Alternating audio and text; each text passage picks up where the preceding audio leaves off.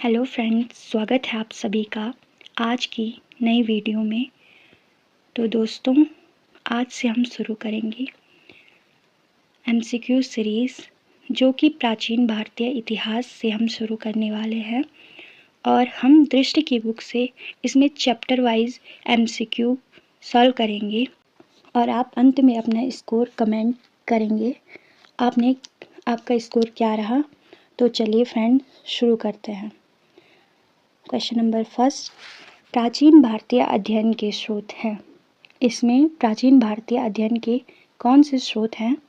आपके ऑप्शन हैं अभिलेख, स्मारक एवं भवन और सिक्के। फिर से बोलूँगा, ऑप्शन रहेंगे आपके अभिलेख, स्मारक एवं भवन, सिक्के या ये सभी। तो इसमें आपके अभिलेख, स्मारक एवं भवन, सिक्के, यानी कि ये तीनों रहेंगे, ये सभी। प्राचीन भारतीय के अध्ययन में इन सभी का महत्वपूर्ण योगदान है, ये सभी। क्वेश्चन नंबर सेकेंड, अभिलेखों का अध्ययन क्या कहलाता है? आपके ऑप्शन हैं न्यूमिस्मैटिक्स, एपिग्राफी, पैलियोग्राफी या फिर कोई नहीं। तो आपका ऑप्शन नंबर बी, एपिग्राफी। अभिलेखों का अध्ययन एपिग्राफी कहलाता है। थर्ड क्वेश्चन, भारत में सबसे प्राचीन अभिलेख अशोक के हैं। इन अभिलेखों को सर्वप्रथम किसने पढ़ा? जो अशोक शासक है, उसके अभिलेखों को सर्वप्रथम किसने पढ़ा? आपके ऑप्शन हैं फाहियान, वैनसांग, जेम्स प्रिंसेप या इत्सिंग। आपका सही आंसर है option number C, James Prinsep. तो जेम्स प्रिंसेप के द्वारा अशोक के अभिलेखों को सर्वप्रथम 1837 ईस्वी में पढ़ा गया।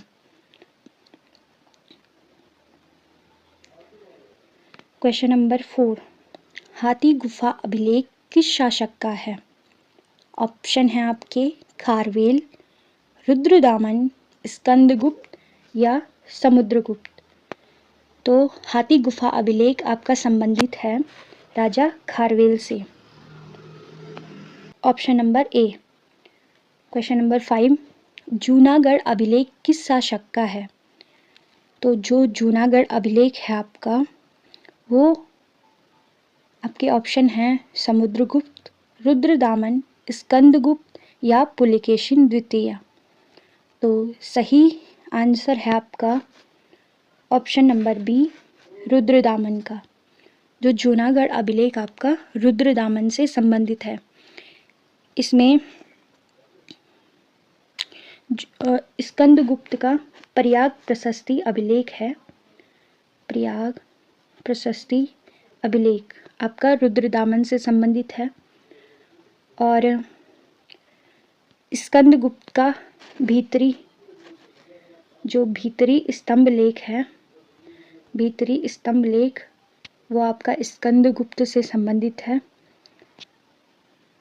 तो क्वेश्चन नंबर 5 का आंसर रहेगा जूनागढ़ अभिलेख रुद्रदामन का। तो चलिए नेक्स्ट क्वेश्चन पे चलते हैं। प्रयाग स्तंभ लेख किसका है? समुद्रगुप्त का। आपको पहले क्वेश्चन में बताया। अभी आपका जो आंसर रहेगा वो रहेगा समुद्रगुप्त का प्रयाग स्तंभ लेख। चलिए नेक्स्ट क्वेश्चन पे चलते हैं। सिक्कों के अध्ययन को क्या कहा जाता है? ऑप्शन है न्यूमिस्मैटिक्स, एपिग्राफी, पैलियोग्राफी या नन ऑफ दिस। तो इसका सही आंसर रहेगा सिक्कों के अध्ययन को हम न्यूमिस्मैटिक्स कहते हैं और एपिग्राफी अभिलेखों का अध्ययन कहलाता है। तो चलिए नेक्स्ट क्वेश्चन, प्राचीन भारतीय इतिहास में मूर्तियों का निर्माण शुरू हुआ। ऑप्शन है यूनानी काल, कुषाण काल, शक काल या पौरव काल? तो प्राचीन भारतीय इतिहास में मूर्तियों का निर्माण कुषाण काल से, ऑप्शन बी, कुषाण काल से शुरू हुआ।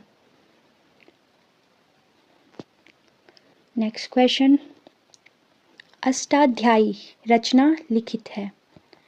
अष्टाध्यायी इसमें किसने लिखी है? आपकी अष्टाध्यायी रचना, इसके ऑप्शन हैं पतंजलि, पाणिनि, कौटिल्य या विशाखदत्त। आपका ऑप्शन है ऑप्शन बी, पाणिनि ने अष्टाध्यायी को लिखा है। चलिए नेक्स्ट क्वेश्चन पे, मुद्रा राक्षस रचना किसकी है? Option Kautilya, Patanjali, Vishakhadatta, Panini. Option number C, Vishakhadatta. Mudra Rakshasa Vishakhadatta की रचना है। इसमें जो पतंजलि हैं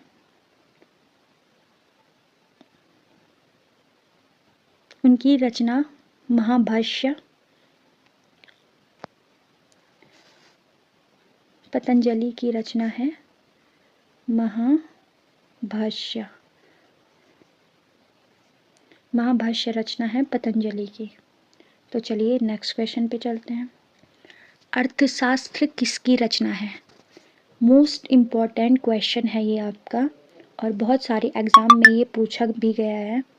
जो अर्थशास्त्र रचना है आपकी, वो किसकी है? ऑप्शन कालिदास, कौटिल्य, पतंजलि या पाणिनि। अर्थशास्त्र रचना के लेखक हैं वो है आपके ऑप्शन नंबर बी, कौटिल्य। जो अर्थशास्त्र रचना है वो राजनीति शास्त्र से संबंधित है। नाम अर्थशास्त्र है लेकिन राजनीति शास्त्र से संबंधित है। ये भी क्वेश्चन में पूछा गया है कि अर्थशास्त्र किससे संबंधित है, तो आपका आंसर रहेगा राजनीति शास्त्र से। ठीक है, नेक्स्ट क्वेश्चन पे चलते हैं। राजतरंगिणी किसकी रचना है? ये भी आपका मोस्ट इम्पॉर्टेंट क्वेश्चन रहेगा। मोस्ट इम्पॉर्टेंट क्वेश्चन है ये आपका। राजतरंगिणी रचना है आपकी option number option A, Chand Bardai, Kalhana, Banabhatta या कालिदास। राजतरंगिणी रचना है आपकी कल्हण की। ऑप्शन बी आपका सही उत्तर रहेगा। ठीक है, क्वेश्चन 13 पे चलते हैं। इतिहास का पिता कहा जाता है। ऑप्शन टेसियस, बी हेरोडोटस, सी डाइमेकस या डी मेगास्थनीज। तो इतिहास का पिता इसमें कहा जाता है ऑप्शन नंबर बी, हेरोडोटस को। ठीक है, क्वेश्चन नंबर 14 पे, हिस्टोरिका किसकी रचना है? हिस्टोरिका रचना है आपकी, ऑप्शन है डाइमेकस, मेगास्थनीज, हेरोडोटस, प्लिनी। आपका सही उत्तर रहेगा हेरोडोटस। जो इतिहास के पिता हैं हेरोडोटस, उन्हीं की रचना है हिस्टोरिका।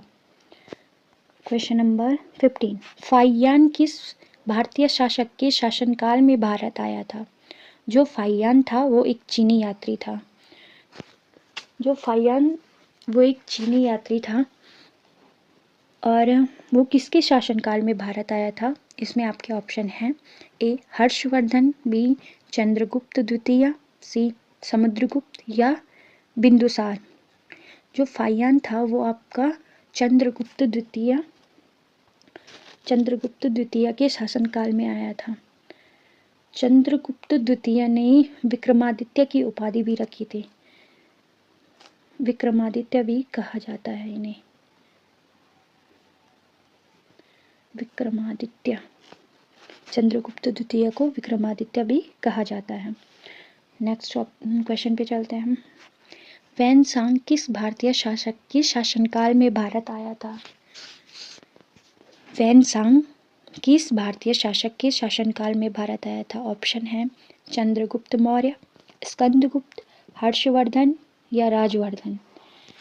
मोस्ट इम्पॉर्टेंट क्वेश्चन है ये आपका कि वैनसांग किस भारतीय शासन के शासनकाल में भारत आया था। कहीं एग्जाम में ये पूछा भी गया है और आपका सही उत्तर रहेगा इसका हर्षवर्धन। वर्धन वंश के हर्षवर्धन के जो शासनकाल में है वो वैनसांग भारत आया था। वैनसांग भी एक चीनी यात्री था। क्वेश्चन नंबर 17, रेहला किस यात्री का यात्रा वृत्तांत है। रेहला ऑप्शन है आपके फाहियान, वैनसांग, इब्न बतूता, अल-बरूनी। आपका सही आंसर है रेहला रचना है इब्न बतूता। इब्न बतूता एक यात्री था, अरब यात्री था जो कि मोरक्को देश से आया था और ये मोहम्मद बिन तुगलक के कार्यकाल में शासनकाल में भारत आया था और मोहम्मद बिन तुगलक के दरबार में भी ये रहा। और जो मोहम्मद बिन तुगलक है वो दिल्ली के तुगलक वंश के शासक थे। और चलिए नेक्स्ट क्वेश्चन पे चलते हैं। तहकीक ए हिंद व किताब उल हिंद की रचना है। तहकीक ए हिंद और किताब उल हिंद रचना है। ऑप्शन है आपके अल-बरूनी, इब्न बतूता, प्लिनी, डाइमेकस। जो दोस्तों ये आपके सभी महत्वपूर्ण क्वेश्चन हैं और ये क्वेश्चन जो है आपके प्रीवियस ईयर के पेपर में आ चुके हैं और ये यहाँ पर सारे महत्वपूर्ण क्वेश्चन हैं, तो आप ध्यान से इन क्वेश्चन को देखिएगा। तो जो तहकीक हिंद व किताबुल हिंद रचना है वो अल-बरूनी की है। ऑप्शन नंबर ए अल-बरूनी की। अल-बरूनी महमूद गजनवी के साथ भारत आया था जो उसका इतिहासकार था। तो चलिए क्वेश्चन नंबर 19 पे चलते हैं। सती प्रथा की सर्वप्रथम जानकारी प्राप्त होती है। ऑप्शन है ऐहोल अभिलेख, एरण अभिलेख, जूनागढ़ अभिलेख या नासिक अभिलेख।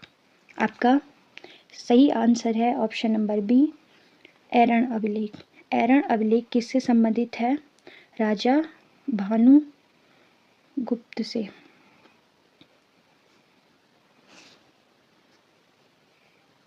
राजा भानुगुप्त से एरण अभिलेख संबंधित है। तो चलिए नेक्स्ट क्वेश्चन पे और आखिरी क्वेश्चन पे चलते हैं। एक्चुअली में ये क्वेश्चन नहीं है, ये आपको समझाने के लिए मैंने रखा हुआ है। प्राचीन भारतीय इतिहास का विकास जो 3 कालों में हुआ, प्रागैतिहासिक काल, आद्य ऐतिहासिक काल और ऐतिहासिक काल। प्रागैतिहासिक काल में लिखित साक्ष्य उपलब्ध नहीं है, उसे ही प्रागैतिहासिक काल कहा जाता है, जिसमें कोई साक्ष्य उपलब्ध नहीं है। जैसे इसका एग्जाम्पल है पाषाण काल, इसका कोई भी लिखित साक्ष्य उपलब्ध नहीं है।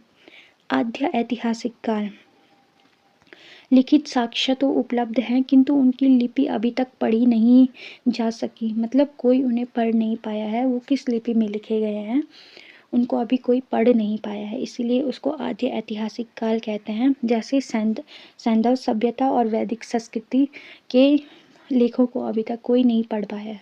और थर्ड है आपका ऐतिहासिक काल, पुरातात्विक एवं साहित्यिक दोनों साक्ष्य उपलब्ध हैं, यानी कि आसान भाषा में कहें तो इसके साक्ष्य लिखे भी गए हैं और हमारे द्वारा पढ़े भी गए हैं। इनके साक्ष्यों को लिखा भी गया था उस समय और आज के समय इनको पढ़ा भी गया है। इन्हीं को हम ऐतिहासिक काल के अंतर्गत रखते हैं। तो चलिए दोस्तों, आज की क्लास आपकी यहीं समाप्त होती है। आपको क्लास कैसी लगी प्लीज़ कमेंट में ज़रूर बताएं। आज के लिए इतना ही, धन्यवाद। मिलते हैं अपनी नई क्लास में। तो चलिए दोस्तों, अपना ध्यान रखिएगा।